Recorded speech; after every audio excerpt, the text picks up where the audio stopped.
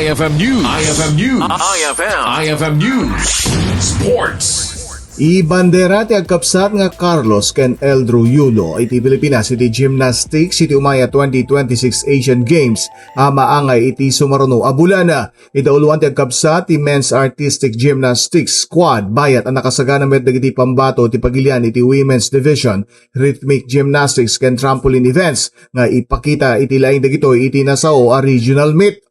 Kalpasan na limaktaw iti 2022 edition, gapo iti panagsabak iti Olympic qualifiers, target itata ti double Olympic gold medalist ni Carlos iti makaiyawit iti gold iti Asiad, usar iti nalawang eksperyensa iti nasawa sports. Bit-bit met iti kapsat na iti agtawenen at 18 ani Eldro iti napigsa a kumpiyansa, manipod iti panangabak na iti Asian Championship ken Junior World Championships. Manamnamang agbalinan na irot iti kompetensya iti sibubukel a Philippine Gymnastics Team tapno makayawid iti pamadayaw iti Pilipinas.